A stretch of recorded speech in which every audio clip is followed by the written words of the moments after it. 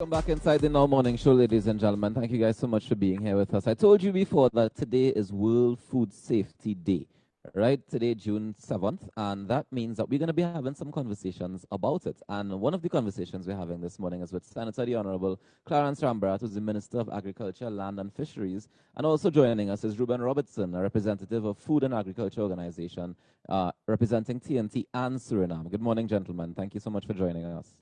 Good morning, and thank you very much. Good morning, and thanks for having me.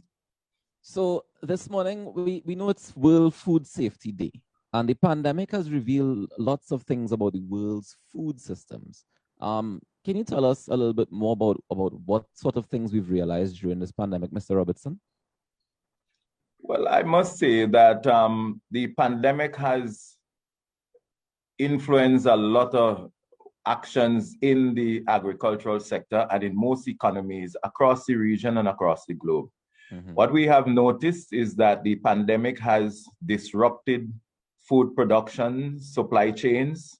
It has also disrupted logistics in terms of transporting food from countries that are main producers to countries that are importers of food. It has affected the employment in terms of labor, where because of the lockdown, some persons are unable to go to work. And so that in itself is a negative impact on the supply chain. And even in the processing industries, you also have a lot of slowdown there because the pandemic has affected directly the operations by persons becoming ill and having to close operations for extended periods. So the pandemic in itself has really created a problem where countries have realized that the dependence on imports is really an issue, and the need to really ramp up their domestic production in order to be able to be food secure. Well, that will head across straight to Minister Rambarat, because I'm curious as to how the government is planning to put in place things that can ramp up and, protect the agricultural sector while still trying to find ways to make sure that we can improve it. So we want to protect and improve. How are we doing that, Minister? Well, the pandemic has been characterized by uncertainty. At first, we had a 2-week lockdown in Trinidad and Tobago, and we all thought it would be like a 2-week break. And a year and something, 15 months after, we still into it. And just when we thought we were getting out of it, we went a little bit deeper into it, and we seem to be getting out again. So it's characterized by uncertainty. And when you talk about feeding yourself and feeding a country, there must be certainty. So one of the first things the government did last year was to appoint various subcommittees. The Prime Minister did, including a subcommittee on business and jobs. And on that subcommittee, we had representatives from supermarkets, the business chambers, and also agriculture, because we are divided into two groups. And from the onset as minister, when I've been asked about the food import bill, I made the point that you have controllables and uncontrollables. A part of our food import bill is really uncontrollable. We would like to produce all the rice and all the grains and all the flour that we need, all the corn to produce oil.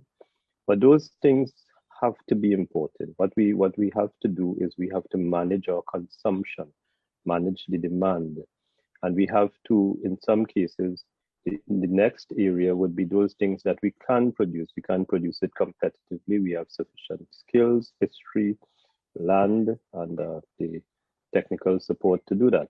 So the pandemic exposed the risk on both sides. One side in terms of imports, what we found is that once it looked as though we were in it for the long haul globally, some countries put restrictions on exports, particularly in relation to grains.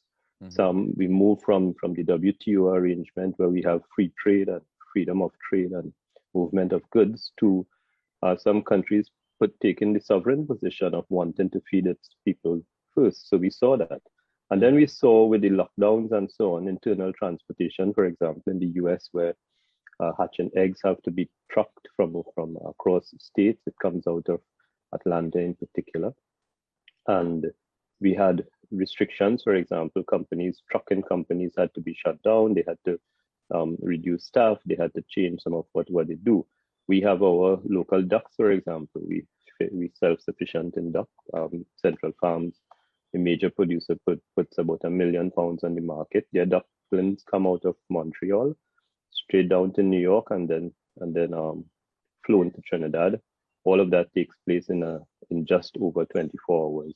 So once you have that, you start seeing your vulnerability in terms of on the global side, and you see your vulnerability on the local side, where the local production depends on imported inputs. I think apart from the committee worked well. We faced, statements that we're going to have a price gouging, we're going to starve, we're going to have this. We've done well as a country. And the main thing was keeping those produce markets open and making the farmers essential. They remain essential in more ways than one. And we've been able to do that. The second most important thing to me was the decision of the FAO in the region to quickly convene Caribbean and Latin America. And we eventually crafted a declaration that embodies this discussion that will take place later this year at the United Nations on food systems. Because what I've just talked about in terms of, from the production side, availability of seeds, availability of technology, access to intellectual property, the movement of goods, the toss-up between sovereignty and protectionism, to the WTO system of free trade, shipping arrangements, stockpiling, what we've seen with shipping, for example, the large vessels, in terms of how we've explained the price increases and the delays, for example, in grain in Trinidad. The farmers who have livestock, they had some problems accessing the feed, and that has to do with the move towards loading the huge vessels that go off to Asia, and our vessels having to wait. So those things, especially small island states, are particularly vulnerable because of distance, because of reliance on imported input, because of reliance on imported food.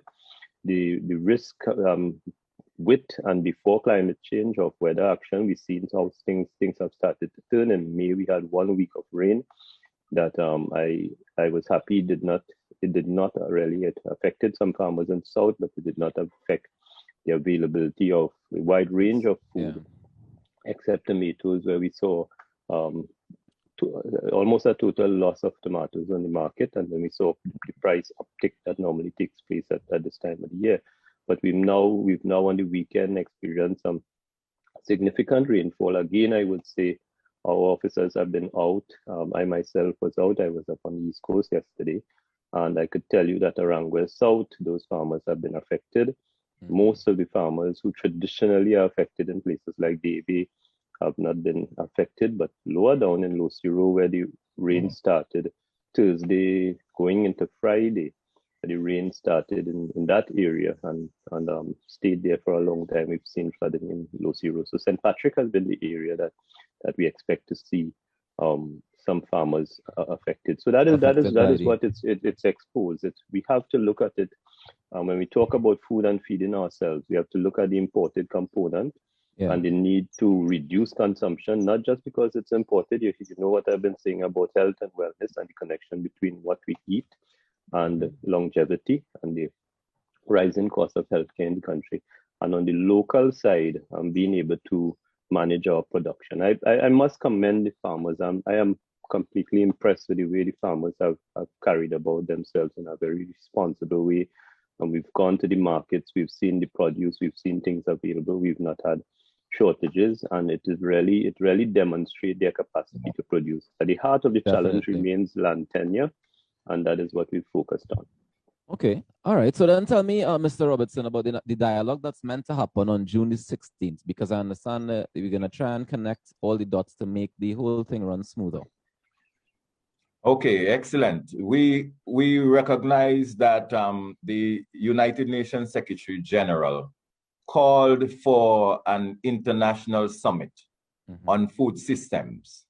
And some of the reasons for this include, one, that despite all the technology and innovations introduced to increase agricultural production and trade, that the food systems are still inefficient, unsustainable, and not resilient to impacts of climate change. You just heard Minister mention about the farmers suffering from the rains over the weekend. Yeah. And this is important because more than 70% of the world's food is produced by about 70 to 72% of small farmers.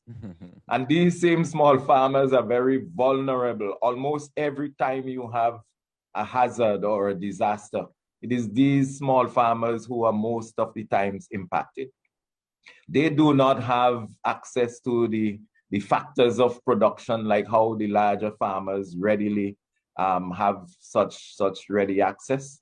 They are vulnerable in the sense that they do not have the kind of infrastructure on their farms or access of certain types of infrastructure on their farms to be able to build the kind of resilience to a new technology agriculture. So it is recognized that with this level of vulnerability, achieving the Sustainable Development Goals, where we would leave no one behind, becomes a challenge.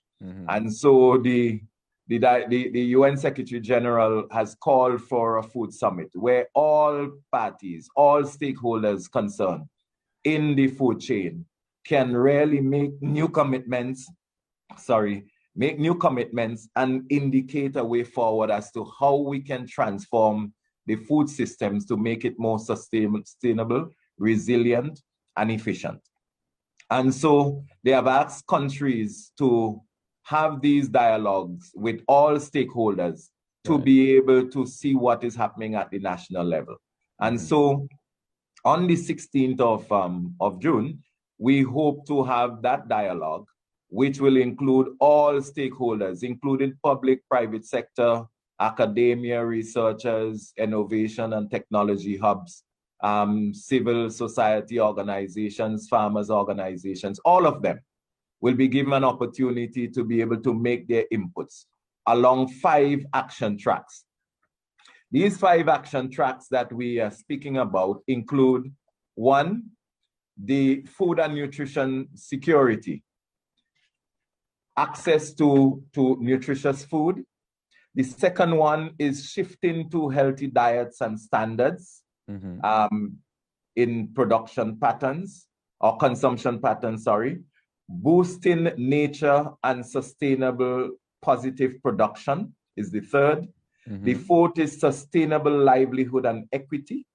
And the fifth one is building resilience to vulnerability and climate change. So these 4, what they refer to as action tracks, will form the planks for the dialogue on the 16th. Okay. And how can people who are part of the sector, how can they be a part of this conversation? Well, we have already promoted the link. Right.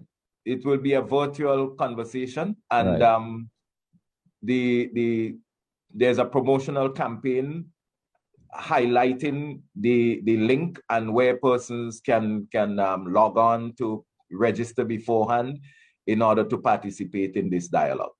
Fantastic. And I know that the government has put extra money in the budget for 2020 into 2021. I think it was like a $500 million stimulus package in recognition of the priority that must be placed on strengthening our agricultural sector. So I know that this UN priority is definitely a government priority as well. So I want to thank you both for joining me this morning to share this information. And, we look forward to see what comes of it as well. So I want to thank you very much, Senator Honorable Clarence Rambarat.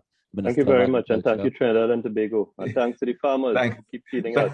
Yeah, man. And thank you very much, Mr. Ruben Robertson, a representative of Food and Agricultural Organization. Yes, thank you very much, and we hope to continue the conversation. Thanks. We definitely will. All right, guys, enjoy the rest of the day. Thanks. And we're going to have so much more for you guys. It's World Food Safety Day. Stick around. It's the Now Morning Show.